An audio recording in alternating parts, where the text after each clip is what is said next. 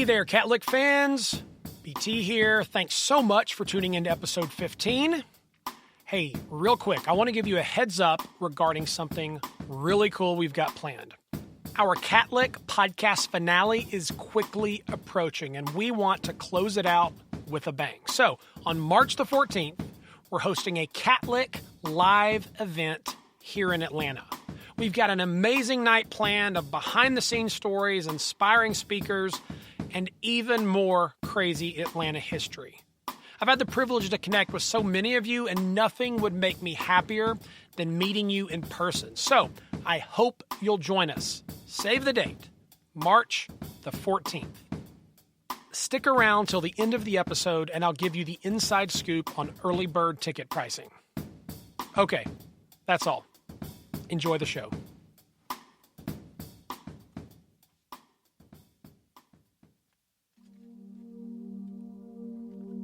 It's around 4 a.m. on the morning of April 27th, 1913, and a handful of men are gathered in the dark and musty basement of the National Pencil Company in downtown Atlanta.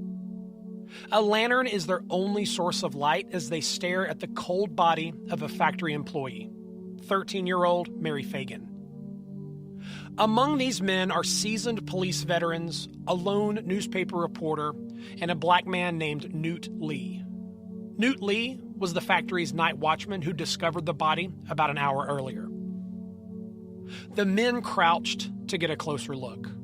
Her face was bruised and there was a gash in the back of her head. Her body was covered in black soot and cinders.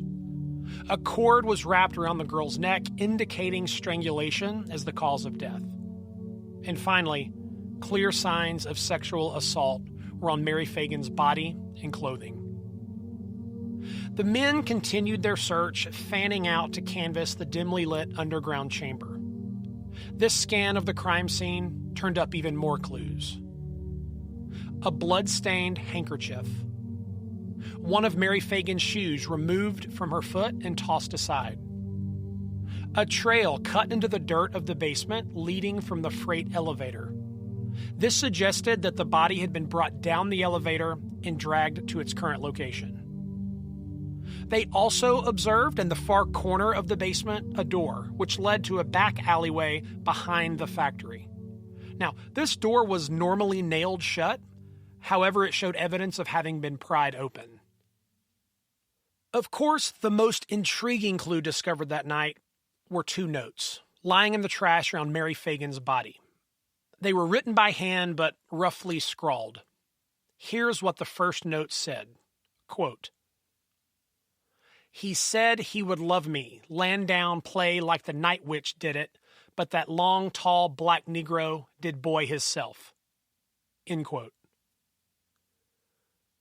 The second, written on National Pencil Company stationery, said this, quote, "Ma'am, that Negro hired down here did this. I went to make water and he pushed me down that hole, a long, tall Negro, black, that who it was, long, steam, tall Negro. I write while play with me." End quote. That's kind of tough to process, so let me just read that one again. Here it is. "Ma'am, that Negro hired down here did this. I went to make water and he pushed me down that hole. A long, tall Negro, black, that who. It was long, steam, tall Negro. I write while play with me." Now, the dialect here makes it really tough to interpret, but we'll talk more about these notes later. And for you Vault subscribers, we've got copies of both of these letters posted there so you can read them for yourself. Though the detectives weren't exactly sure what to make of them, one clear phrase stuck out in both confusing notes. Long, tall Negro. And in that moment, the spotlight of suspicion turned towards the one black man present, Newt Lee, the night watchman whose phone call to police got this whole episode started. In an instant, one of the officers launched into Newt Lee, accusing him of killing Mary Fagan, or at least knowing who did. After all, he was the only person inside the National Pencil Company building when officers arrived that night. Lee quickly denied it and began giving his side of the story. That evening, he'd been making his usual rounds, checking in on the various parts of the pencil factory building. About 3 a.m., he went down to the basement for a routine inspection. He walked towards the back of the corridor to check on the back door. On his way there, the light from his lantern illuminated the outline of a human form. His first thought, he told them, was that it was some kind of dummy placed there as a prank by one of his coworkers. But upon further inspection, he saw something far more grim. He raced back upstairs and dialed police. Predictably, Newt's accounting of events meant little in that moment. Remember, we're in the Jim Crow South, and a black man's testimony is doubtful at best and utter deceit at worst. We don't know a lot about Newt Lee, but we know a little. He was a humble man as far as we know, meaning he was born into slavery and likely didn't have any formal schooling. Within days, Newt Lee's name would be all over the pages of the Atlanta papers. Listen to how one white writer for the Atlanta Georgian described him. Lee is a black, ignorant, cornfield, pot liquor-fed darky. His head is as flat as a ballroom floor. His big frame is slightly bent, not from weakness, but from the natural laziness of his type. He is beyond a doubt a white man's N-word. This is an unbelievably cruel, unfair, and racist depiction of Newt Lee. Now, I include it here as yet another example of how white supremacy showed up back then. Printed in the most well-read papers, unchecked, and without apology. I've mentioned it previously, but there was a very particular narrative in the South about black men and white women. The narrative was that black men were hypersexual brutes, on the prowl, stalking the streets, and looking for white women to ravage. You may remember from episode 3 and the subsequent half-lick, this narrative was the one that sparked the Atlanta race riot of 1906. 7 years before this Mary Phagan incident, local Atlanta papers ran with several unconfirmed tales of black men assaulting white women in Atlanta. This so infuriated the local white men that they formed a mob and roamed the streets, attacking any black person they could find. More than a dozen people were killed in the riots. So here, in this dark basement, stood a black man alongside the battered, outraged body of a pretty young white girl. In that moment, Newt Lee's fate was as good as sealed. One of the officers removed his handcuffs and snapped them on the wrists of Newt Lee. He was under arrest for the murder of Mary Phagan. You're listening to episode 15 of Catlick, The Silent Man in the Tower.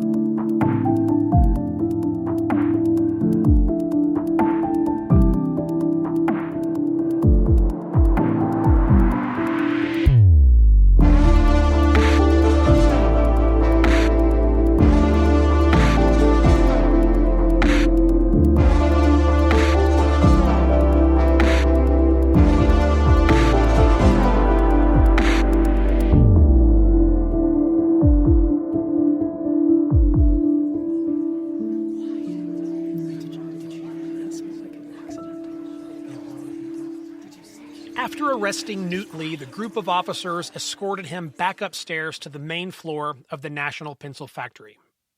Dawn was just beginning to break out on the streets of downtown Atlanta. One of the attending officers called the local undertaker. Minutes later, a hearse arrived in the darkened alleyway behind the National Pencil Factory. They removed Mary Phagan's body and whisked it away for further examination. Another call was placed that morning, this one to the Atlanta Police Headquarters. They relayed the news of the homicide, and two of the department's top detectives, John Black and John Starnes, were dispatched to the scene of the crime. When Starnes and Black arrived at the National Pencil Factory, they were eager to investigate the crime scene for themselves. They wasted no time. After several minutes, Starnes discovered two additional clues overlooked by the previous sleuths. The first was a blue straw hat presumed to have belonged to young Mary Phagan. The second, bloody fingerprints smeared across the face of that back door at the far end of the basement, the one that was usually nailed shut. Now, you'll remember that I told you a local reporter accompanied that first group of police officers. That reporter was 19-year-old Britt Craig. Craig was the son of a North Georgia newspaperman. He was known mostly for his love of whiskey and for being a young bulldog of a reporter for the Atlanta Constitution. Britt Craig had been loitering around the police department on that Sunday night, hoping to get a lead on a petty crime or maybe a burglary. Little did he know, when that call came in, the story of the year had just fallen right into his lap. Britt Craig saw everything that night: the crime scene, the body, the evidence, and Newt Lee himself. But after an hour or so, Craig just disappeared into the night.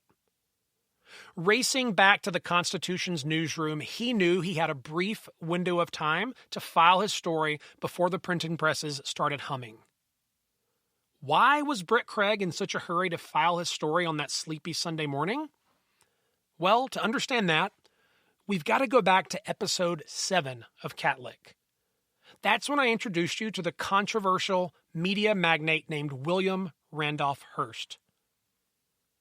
You'll remember that in the early 1900s, Hearst owned a big portfolio of newspapers scattered all around the country.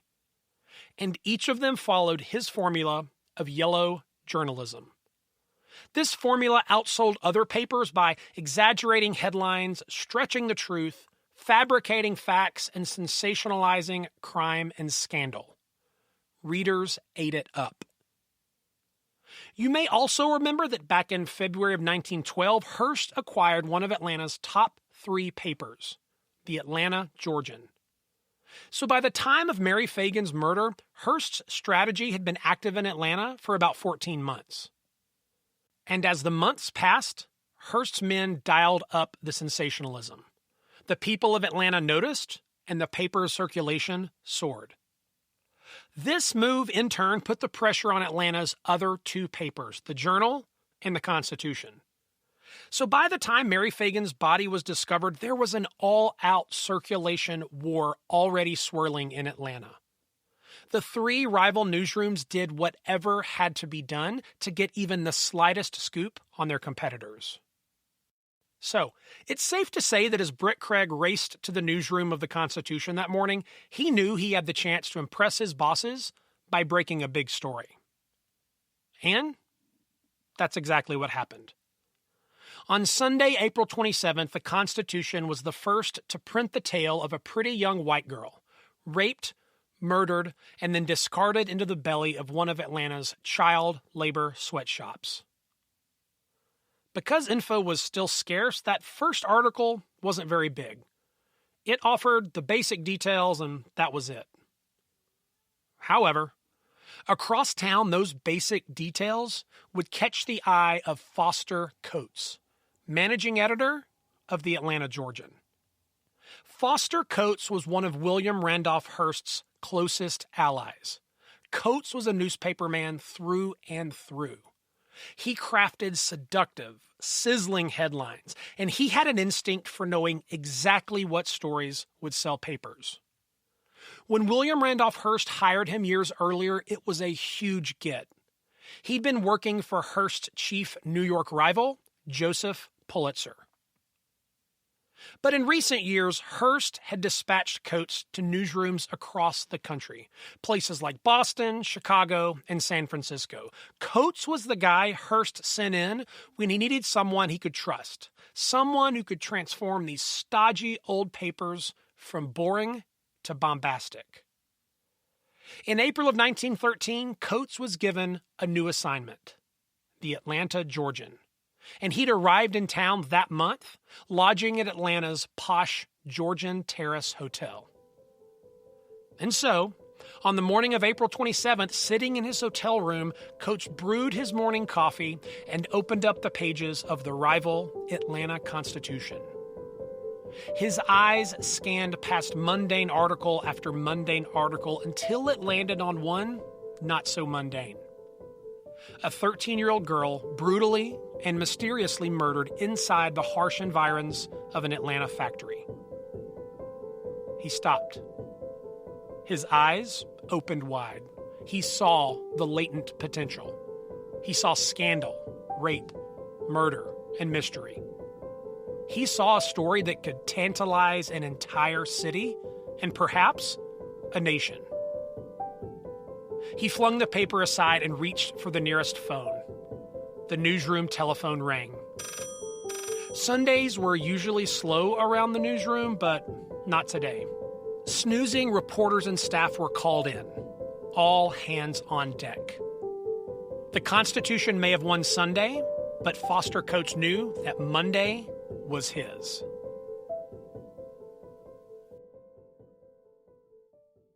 By mid-morning on Sunday, police had positively identified the remains in the basement of the pencil factory as those of Mary Fagan. They also got in touch with Mary's mother and stepfather, Fanny and John Coleman. John actually went into Atlanta and searched for Mary himself, standing at the exits of downtown's many theaters and scanning the faces of those coming out. He thought perhaps Mary had decided to see a show after going to the Confederate Memorial Day parade. Not finding her, he returned home later that evening. After a sleepless night, around dawn to be exact, the Colemans awoke to the sound of someone knocking on the door of their humble Bellwood home. It was reported that, upon hearing the grim news, Fanny Coleman screamed and collapsed into a heap on the front porch. A mother's greatest fear had been realized.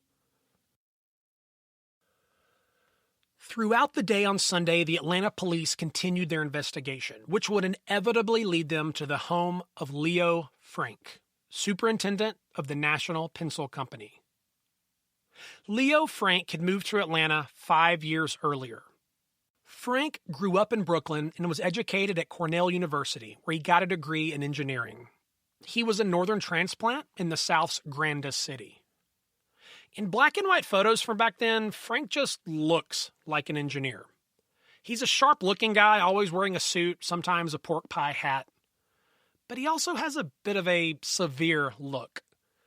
Angular facial features, small lips, pointy chin, slightly bulging eyes, and a serious expression in most photos. In some photos, he's wearing a pair of spectacles, and in others, he isn't.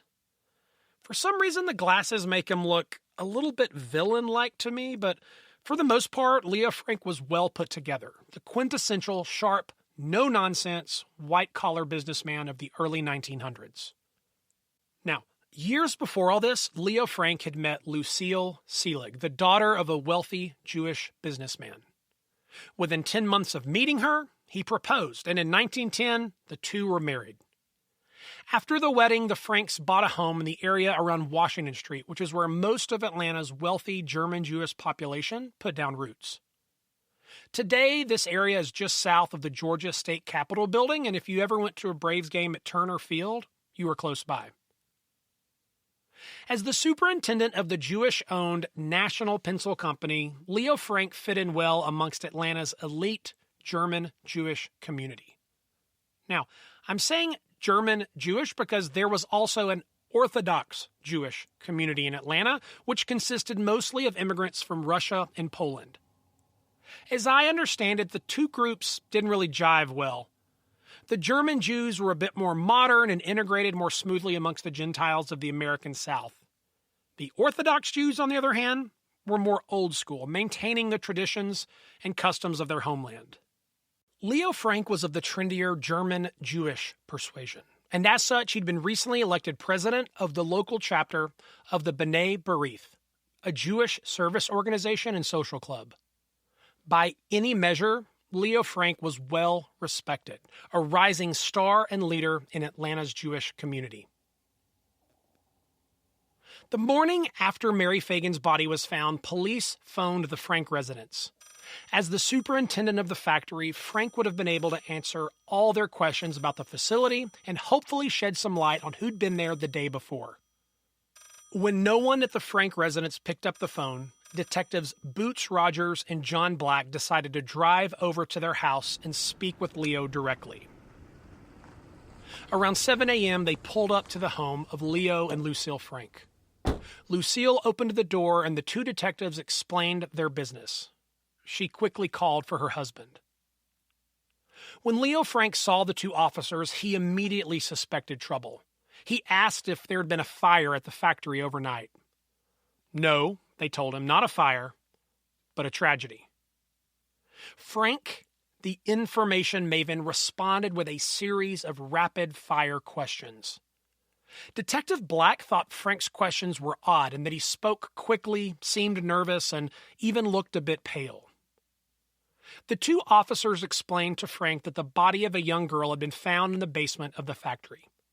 They then asked him if the name Mary Fagan sounded familiar.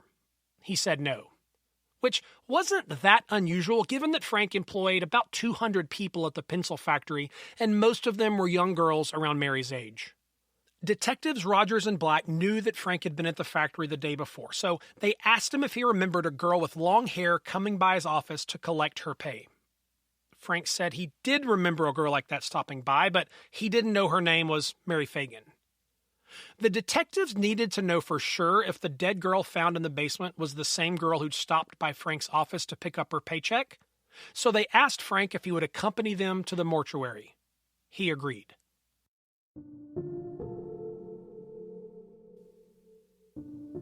When the three arrived, the undertaker led them to the back room. Mary's body was covered and laid out on a big table. The undertaker pulled back the sheet. Under the light of a bright lamp, these men saw what the others had seen. An adolescent girl with a gash in her head, covered in soot and dirt, black and blue with bruises, and with a cord still wrapped around her neck.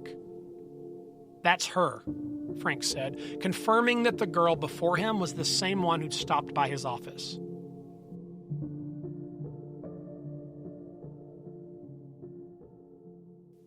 The group's next stop would be at the National Pencil Factory.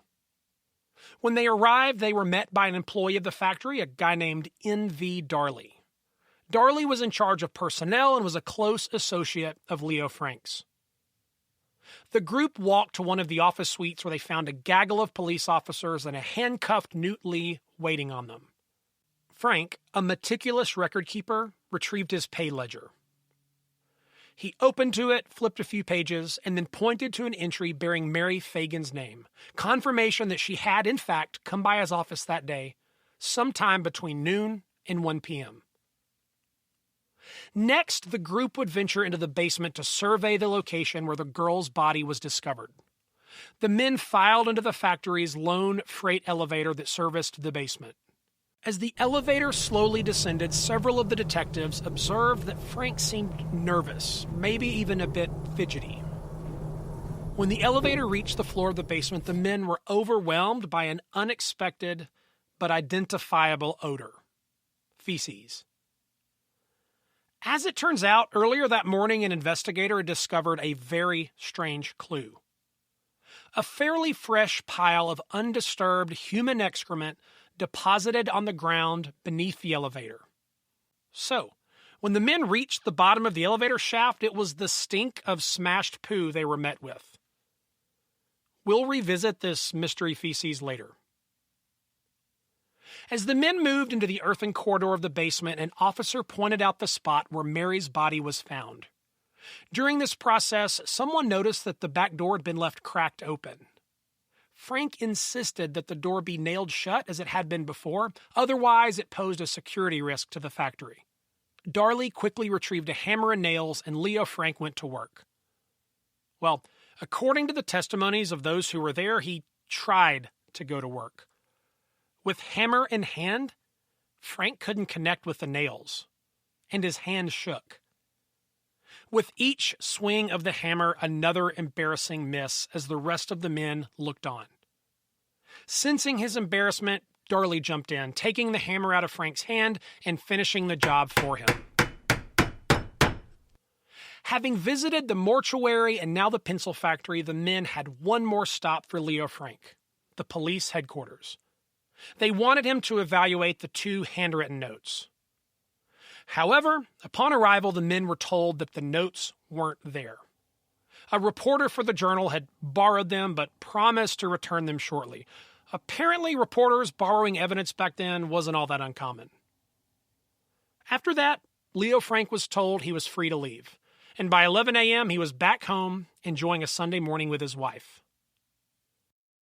Meanwhile, word of the attack slowly began to spread around the city. And with that came a trickle of tips, random people showing up at the police station claiming to have information about the murder. One tipster appeared saying he'd seen a girl matching the description of Mary Fagan hanging out late Saturday night with a streetcar operator by the name of Arthur Mullinax.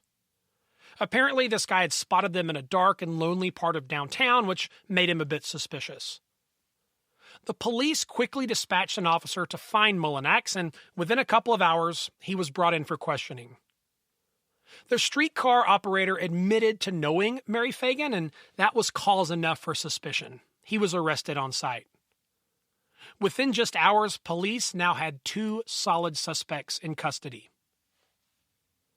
As Sunday morning turned into afternoon, word really began to spread about the murder of Mary Fagan, so much so that a crowd began to gather outside the funeral home. It seems weird now, but back then it wasn't uncommon to let people, even strangers, view the body of notable dead people. As afternoon turned to dusk, the line of gawkers grew, eventually snaking around the building. At least 10,000 people viewed Mary Fagan's body and paid their respects that day. Among them, Mr. Leo Frank. By Monday morning, Atlanta's local newspapers were exploding with news of the Mary Fagan murder mystery. To be more specific, one paper in particular was exploding with the news. You guessed it, William Randolph Hearst's Atlanta Georgian. In the morning edition, the paper worked every angle, committing 5 full pages to the story. Article after article, detailing Mary's beauty, her fair complexion, and her delicate feminine persona. One article took a swipe at child labor, blaming Mary's death on the deplorable institutions that employed children and the unseemly people who worked in them. They also interviewed Mary's mother, the distraught and devastated Fanny Coleman. However, amidst all this coverage, there was one common thread. A single theme began to emerge. Revenge. One headline boomed. Neighbors of slain girl cry for vengeance. Another article featured an interview with Mary's grandfather. The writer paints the picture of a devastated grandfather speaking from the front porch of his Marietta home with rain gently falling in the background. A quote from the old man. No punishment is too great for the brute who foully murdered the sweetest and purest thing on earth, a young girl. Hanging cannot atone for the crime he has committed. Now, side note here, years later, the journalist that wrote this article would admit that it wasn't raining at all that day and that he'd wildly embellished the grandfather's words. This was yellow journalism 101, and vengeance was the perfect theme. By touting the theme of vengeance, the Atlanta Georgian was inviting the reader into the story, thereby transforming him from an isolated observer to a vital character. The newspaper was now locked arm in arm with its readers, and together they would bring this foul perpetrator to justice.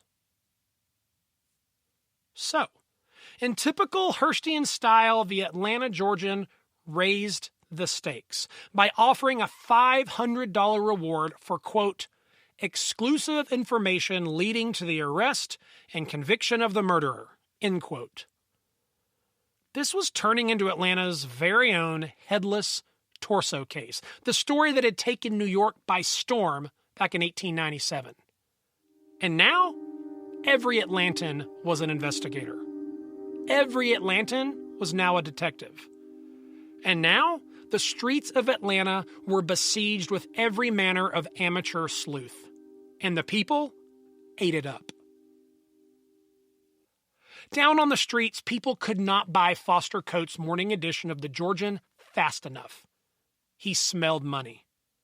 So he dispatched every available reporter into the streets of Atlanta, each of them on a unified mission to catch the killer. As reporters returned to the newsroom and filed their stories, special editions of the Atlanta Georgian flew off the presses, almost hourly. The exact number isn't known, but author Steve Oney says that the Georgian printed somewhere between 8 and 20 special editions on Monday alone. The Constitution and the Journal printed their own Fagan stories, but it paled in comparison to the fire hose of special editions unleashed by the Georgian. On that first full day of media coverage, it was becoming abundantly clear. The mysterious death of Mary Fagan was becoming the biggest news story in Atlanta's history. While the newsboys hawked their special editions on that Monday, law enforcement continued their investigative work. By Monday morning, life at the National Pencil Company was returning to normal as the morning shift workers punched the time clock. However, the typical morning hum of machinery was interrupted when a worker noticed blood and long strands of hair near Mary Fagan's normal workstation. Police were called in to investigate. Detectives interpreted what they saw as signs of a struggle. The belief set in that Mary began grappling with her abductor up on the factory floor, and then at some point, either dead or alive, the two of them ended up in the basement. While the police were there, several factory girls mentioned the name of a former coworker they'd seen flirting with Mary Fagan before he was fired, a 26-year-old bookkeeper named James Gant. Police instantly began their search for Gant and, surprisingly, found him on a trolley headed out of town with a large suitcase. He was immediately arrested. Further investigation found that James Gant had, in fact, been at the factory on that Saturday afternoon. He was spotted with Newt Lee, and the theory quickly emerged that he'd killed Mary Fagan during the day and then conned Lee into disposing of the body at night. Of course, the problem with the story is the same problem as the Arthur Mullinex story. Why would Mary have been out on the streets with a man or a group of men and then ended up back inside the pencil factory where they murdered her? It didn't add up. Nevertheless, there was enough suspicion around James Gant that he was arrested as well. Back at the police headquarters, police questioned the night watchman Newt Lee about James Gant. Newt admitted that he had been with James that day, but he explained. He said that on Saturday he showed up for work on time, 4 p.m. When he got there, he was met by Leo Frank, who seemed agitated. Frank told him to go kill some time in the city and come back around 6 p.m. At 6 p.m., Newt Lee came back to the National Pencil Factory with James Gant at his side. Lee said that Frank seemed very annoyed by this. On Monday afternoon, police sent for Leo Frank once again. They had more questions. This time, Frank showed up at the police station with Luther Rosser, a well-known and powerful attorney in Atlanta. Frank began by laying out a timeline, his version of events from that fateful Saturday. He'd arrived that morning at the factory to take care of some clerical work. Around 12:10 p.m., Mary Fagan arrived to collect her pay. He paid her, she left immediately, and that was the extent of their interactions. Around 1:10 p.m., Leo Frank went home for lunch, and he came back to the factory about 3 o'clock. At 3:40, Newt Lee arrived. He told him he really didn't need him to watch over the place since he was going to be there, so he just said, go out into the city, kill some time, come back around 6. Around 6, Newt Lee arrives with James Gant in tow. Gant claimed he'd left a pair of shoes inside the factory before he was fired. So Leo Frank granted permission for Lee to escort Gant inside and get the shoes. After that, Leo Frank left for the day and was back home by 6:25 p.m. After sharing his side of the story, Frank still sensed the suspicion of the investigators. So he offered to show them his bare arms. After all, Mary Fagan must have put up a fight before she died, so surely the body of the murderer would show some signs of a struggle, scratches or bruises or something. Leo Frank eventually disrobed completely, allowing the detectives to inspect his body. Sure enough, no bruises, no scratches. After this, Frank invited the officers back to his home to take a look around, so That's what they did. For several minutes at the Frank home, they combed through Frank's laundry looking for some article of torn or bloody clothing. Once again, they found nothing. Police left the Frank residence, and Leo had a quiet dinner at home with his wife and her parents. As Monday came to a close, police found themselves swamped with tips.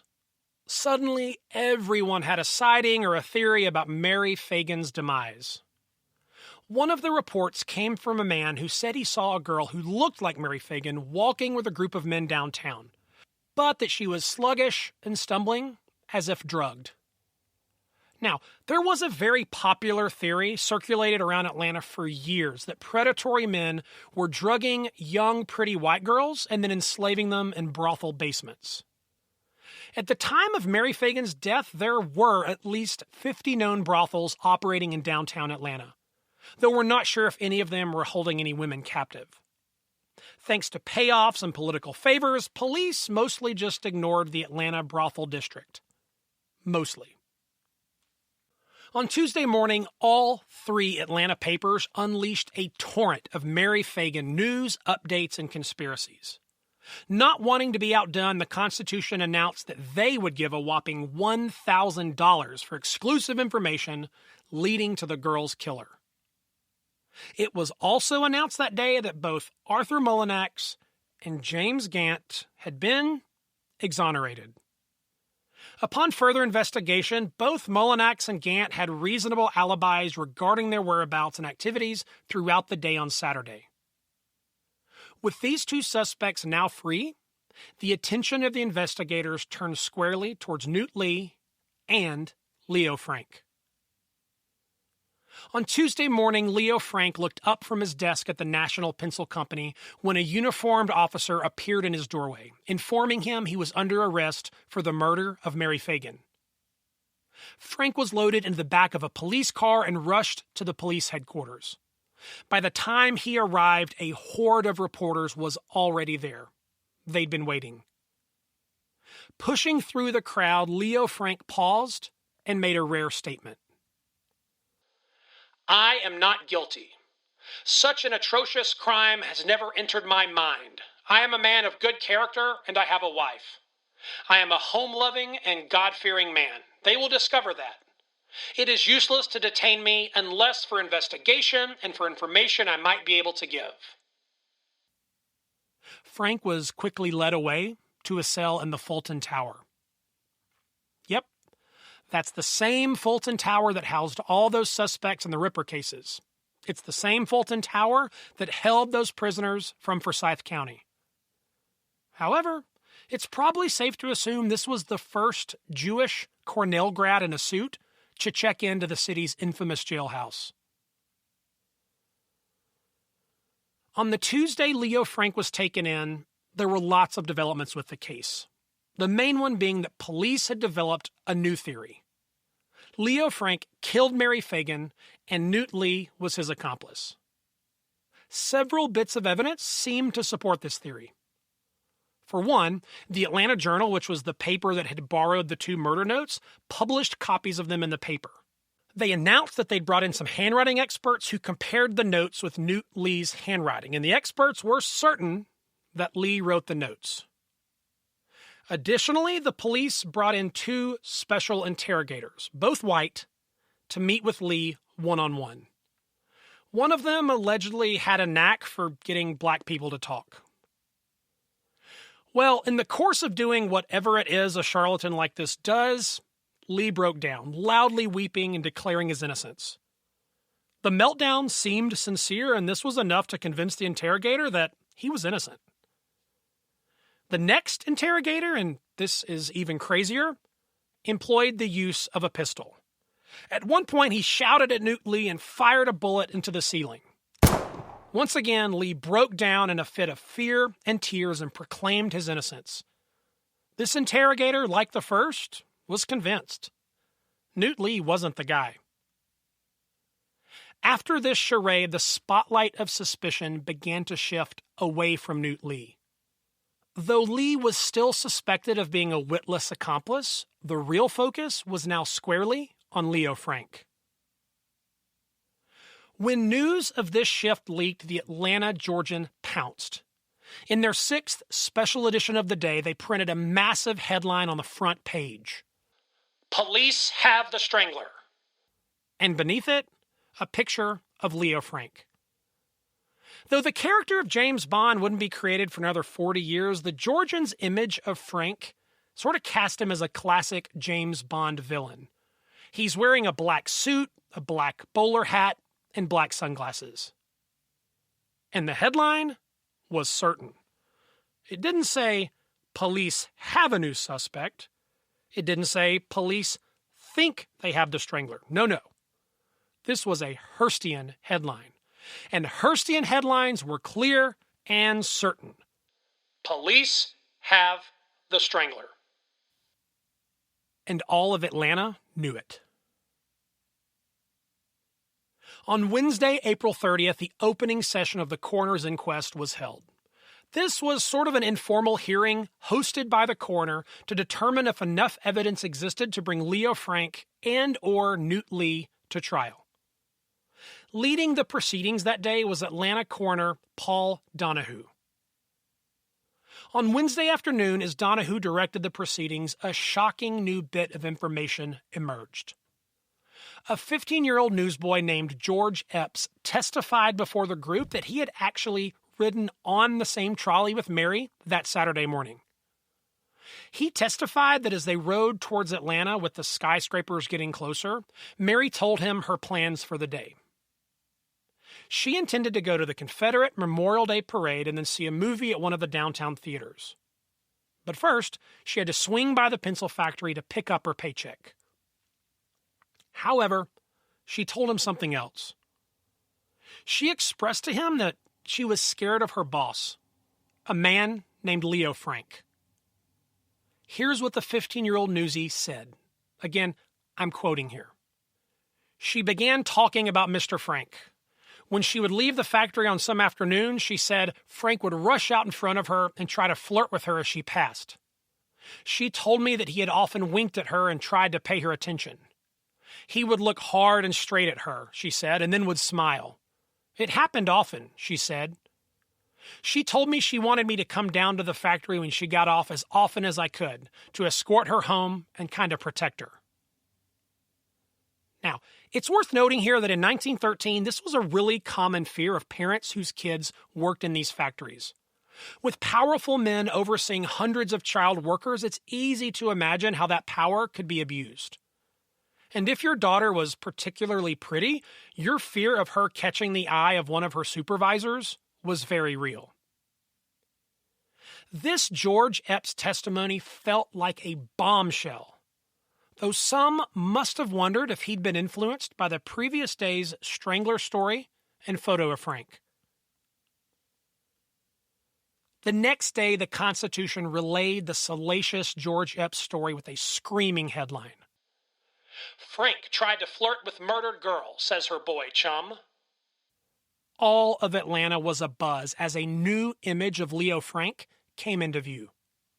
Investigators needed to vet this story about a flirty Leo Frank, so they called in 150 workers, mostly girls, from the National Pencil Company.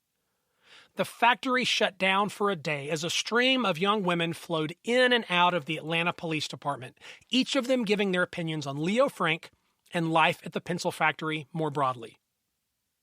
Several women hinted that the National Pencil Company had a seedy side, that workers were known to disappear into hidden closets and crannies for secretive trysts. And there was actually a little bit of evidence to support this rumor.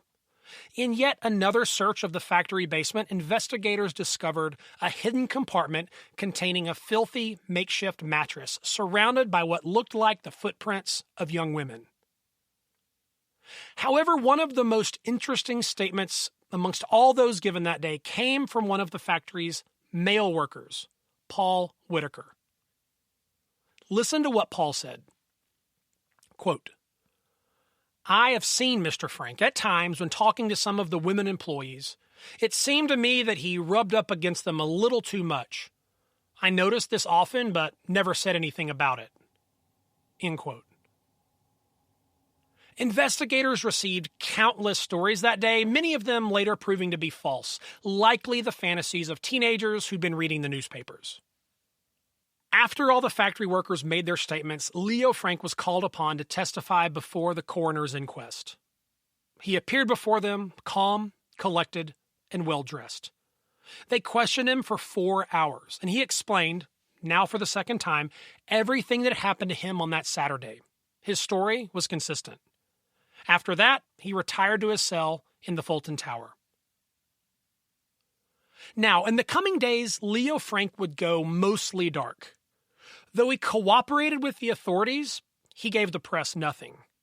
Refusing to comment or make any statements whatsoever earned him a nickname in the papers: the Silent Man in the Tower. Whatever the silent man in the tower told the coroner's inquest during that 4-hour grilling must have been good, because the papers were much kinder to him the next day. They all reported that he'd responded well to the questioning. Police continued to chase leads throughout the weekend. In the course of their work, they came across 2 more young women with startling stories about Leo Frank. Both of them were previous employees of the National Pencil Company. 14-year-old Nellie Pettis told the story of going to Frank's office one day to pick up her pay. He began hitting on her, and when she turned him down, he pulled out a box of money from under his desk. He showed it to her and gave a wink. She responded by telling him that she was a good girl and that he could, quote, go to hell. And then another girl, also named Nellie. 16-year-old Nellie Wood only worked at the factory for 2 days. According to her, Frank called her into his office, began flirting, and then touched her breast. She quit the next day. Unsurprisingly, the local papers published the accounts of both girls. With rumors swirling now for more than a week, 2 very different versions of Leo Frank began to emerge in the minds of Atlantans. The first, original version was that of Leo Frank, Ivy League academician, respected superintendent of the National Pencil Company, loving husband, president of B'nai B'rith, and paragon of Atlanta's hardworking Jewish community. Everyone who knew Frank vouched for him and his high character. In the days following Frank's arrest, several of his Jewish friends loudly defended the man they all knew. One of the members of B'nai B'rith spoke with reporters, heaping praise on the young factory superintendent. Here is what he had to say. Leo Frank, the superintendent and general manager of one of Atlanta's largest and most promising industries, spends 2 hours in his office on a holiday, after generously relieving the watchman during these hours. His habits are regular and industrious, and his life while in Atlanta is perfectly blameless in every respect. I have worked with Mr. Frank for years in various charitable organizations and have ever found him the most polished of gentlemen with the kindest of heart and the broadest of sympathy. To such an extent it is recognized among his fellow lodge men that we have honored him with the office of president, which is the highest rank in our organization. Leo Frank's image amongst Atlanta's German Jews, in short, arose not from their worst fears, but from their best wishes. Wishes, it must be added, born not of a week's worth of headlines and innuendo, but of 5 years' worth of close association. That's a pretty strong endorsement. The other version of Leo Frank that had emerged from media reports was much darker. He was a creep and a pervert, with one eye on his work and the other eye locked onto the young girls pacing the floor of his factory. The term we'd use today? Sexual predator. Fueling this view of Frank was that he was an other. As both a Brooklyn-bred Yankee and a Jew, that meant that his heritage and his religion were foreign, unknown, and suspect. So, was Leo Frank the squeaky clean family man and community leader that his closest friends thought he was? Or was he a quiet sociopath living a double life, a monster of a man who'd finally executed his darkest fantasy on young Mary Fagan? We'll investigate those questions and a whole lot more. That's next time on Cat Lick.